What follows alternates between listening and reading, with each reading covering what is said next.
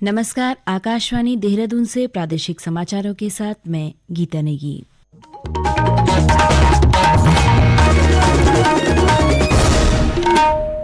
पहले मुख्य समाचार। मुख्यमंत्री पुष्कर सिंह धामी ने कहा, सरकार आदिवासी जनजाति समुदाय के कल्याण और उनके जीवन स्तर को बेहतर बनाने के लिए निरंतर कार्य कर रही है। स्वास्थ्य मंत्री डॉक्टर धन सिंह रावत ने आयुष्मान योजना का लाभ जन जन तक पहुंचाने के लिए और अधिक प्रभावी योजना बनाने की आवश्यकता पर बल दिया। कैबिनेट मंत्री सुबोध उनियाल ने नरेंद्र नगर पालिका क्षेत्र में 41 करोड़ रुपए की लागत से बनने वाली सीवरेज योजना का भूमि पूजन किया।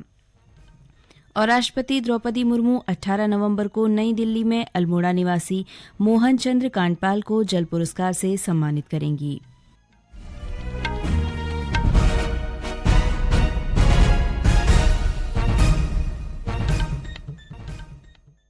और अब समाचार विस्तार से। मुख्यमंत्री पुष्कर सिंह धामी ने कहा कि प्रधानमंत्री नरेंद्र मोदी के नेतृत्व में राज्य सरकार आदिवासी जनजाति समुदाय के कल्याण और उनके जीवन स्तर को बेहतर बनाने के लिए निरंतर कार्य कर रही है।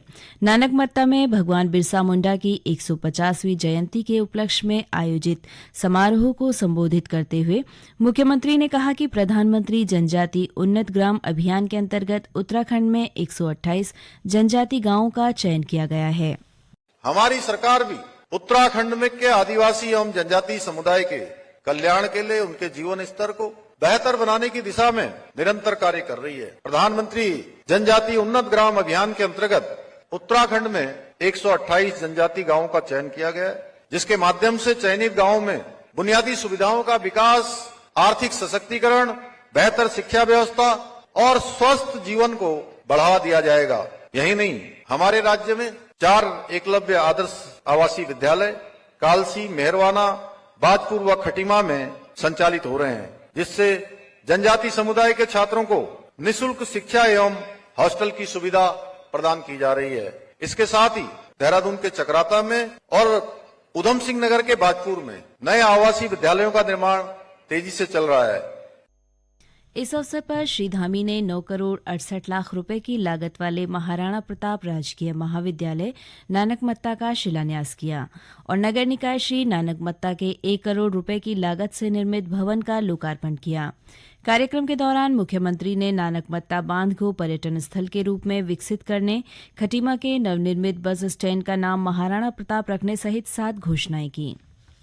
स्वास्थ्य मंत्री डॉक्टर धन सिंह रावत ने प्रदेश में आयुष्मान योजना का लाभ जन जन तक पहुंचाने के लिए और अधिक प्रभावी योजना बनाने की आवश्यकता पर बल दिया है। देहरादून में आयोजित बैठक में आयुष्मान भारत, प्रधानमंत्री जन आरोग्य योजना और अटल आयुष्मान उत्तराखंड योजना की व्यवस्थाओं की समीक्षा करते हुए डॉक्टर रावत ने कहा कि सरकार स्वास्थ्य योजनाओं में आ रही गैप फंडिंग को व्यवस्थित करने के प्रयास करेगी। उन्होंने आयुष्मान योजना में सरकारी तंत्र की भागीदारी को और अधिक सुदृढ़ करने पर जोर देते हुए कहा कि इस दिशा में यथाशीघ्र ठोस कदम उठाए जाएं। बैठक में स्वास्थ्य मंत्री ने विभागीय अधिकारियों को लंबे समय से अनुपस्थित चल रहे चिकित्सकों और संकाय सदस्यों के विरुद्ध कार्रवाई करने के स्पष्ट निर्देश दिए।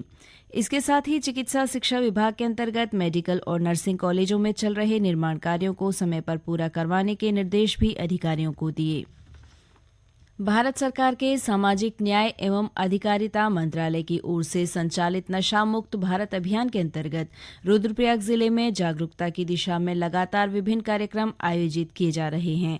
अभियान के तहत जिले के सभी शैक्षणिक संस्थाओं, महाविद्यालयों और विभिन्न राजकीय कार्यालयों में छात्र छात्राओं के मध्य भाषण, निबंध, पोस्टर तथा स्लोगन प्रतियोगिताएं आयोजित की गईं, जिनके माध्यम से युवाओं में नशे के दुष्प्रभावों के प्रति व्यापक जागरूकता विकसित की गई।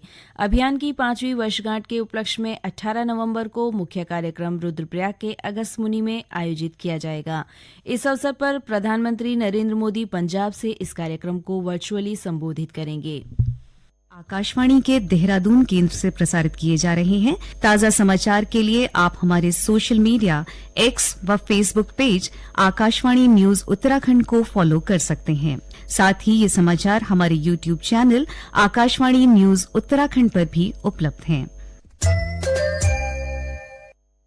कैबिनेट मंत्री सुबोध उनियाल ने टिहरी जिले के नरेंद्र नगर पालिका क्षेत्र के लिए स्वीकृत एपीएस कार्यक्रम के तहत 41 करोड़ रुपए से अधिक लागत से बनने वाली सीवरेज योजना का भूमि पूजन किया।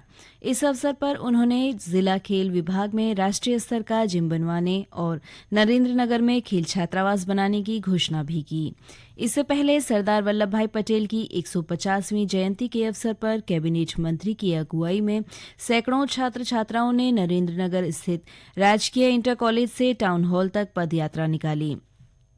कार्यक्रम के जिला नोडल अधिकारी डॉक्टर पीसी पैन्युली ने बताया कि सरदार वल्लभ भाई पटेल की जयंती पर जिले भर में आयोजित कार्यक्रम का उद्देश्य नई पीढ़ी को स्वतंत्रता संग्राम सेनानियों की वीर गाथा से अवगत कराना है। सरदार पटेल जी की 150वीं जयंती का जो समारोह पूरे देश में मनाया जा रहा है, इस पूरी पदयात्रा में और पटेल जी के व्यक्तित्व के संदर्भ में पूरे हमारी नई पीढ़ी को बताने का जो कार्यक्रम चल रहा है, इसमें पटेल जी के द्वारा जो 565 रियासतों का जो एकीकरण किया गया, उसके संदर्भ में किस प्रकार से उन्होंने अपनी प्रतिभा के द्वारा समस्त रियासतों को एकीकृत करके एक भारत गणराज्य को बनाने में अपनी भूमिका निभाई, इन चीजों का इसमें विशेष ध्यान देकर के नई पीढ़ी को समझाने का प्रयास किया जा रहा है। राष्ट्रपति द्रौपदी मुर्मू आगामी 18 नवंबर को नई दिल्ली में जल संरक्षण के क्षेत्र में सराहनीय कार्य के लिए अल्मोड़ा जिले के कांडे ग्राम निवासी मोहन चंद्र कांडपाल को जल पुरस्कार से सम्मानित करेंगी। उन्हें यह पुरस्कार best individual for excellence in water sector श्रेणी में उत्तर भारत के विजेता के रूप में प्रदान किया जा रहा है। मोहन चंद्र कांडपाल पिछले 36 वर्षों से आदर्श इंटर कॉलेज सुरईखेत में रसायन विज्ञान के प्रवक्ता पद पर कार्यरत हैं। वो बताते हैं कि वर्ष 2012 में उन्होंने रिस्कन नदी बचाने के लिए एक अभियान छेड़ा, जिसे नाम दिया गया पानी बो पानी उगाओ। इस मुहिम में उन्होंने लगभग 40 गांवों के ग्रामीणों और महिला समूहों को अपने साथ जोड़ा। श्री कांडपाल का कहना है कि ग्रामीणों, महिला समूहों और स्कूली छात्र छात्राओं के साथ मिलकर उन्होंने पेड़ पौधे लगाना शुरू किया और बंजर पड़े खेतों में खाल खतियां बनाना शुरू की।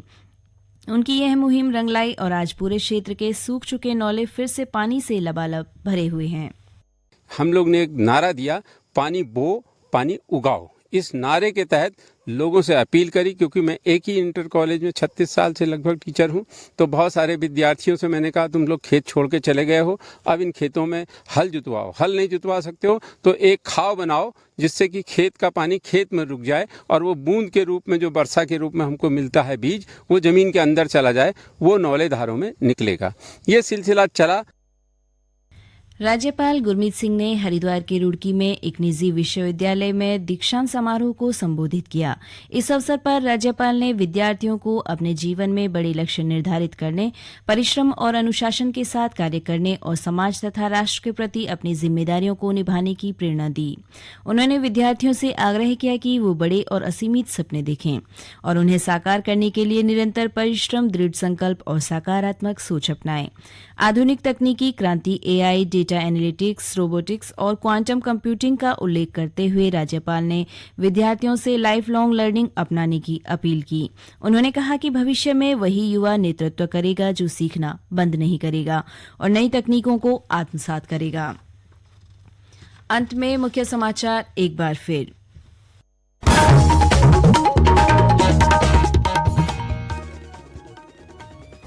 मुख्यमंत्री पुष्कर सिंह धामी ने कहा, सरकार आदिवासी जनजाति समुदाय के कल्याण और उनके जीवन स्तर को बेहतर बनाने के लिए निरंतर कार्य कर रही है। स्वास्थ्य मंत्री डॉक्टर धन सिंह रावत ने आयुष्मान योजना का लाभ जन जन तक पहुंचाने के लिए और अधिक प्रभावी योजना बनाने की आवश्यकता पर बल दिया। कैबिनेट मंत्री सुबोध उनियाल ने नरेंद्र नगर पालिका क्षेत्र में 41 करोड़ रुपए की लागत से बनने वाली सीवरेज योजना का भूमि पूजन किया और राष्ट्रपति द्रौपदी मुर्मू 18 नवंबर को नई दिल्ली में अल्मोड़ा निवासी मोहन चंद्र कांडपाल को जल पुरस्कार से सम्मानित करेंगी। इसके साथ ही प्रादेशिक समाचारों का ये अंक समाप्त हुआ। अगला समाचार बुलेटिन दोपहर 1:05 पर प्रसारित किया जाएगा। नमस्कार।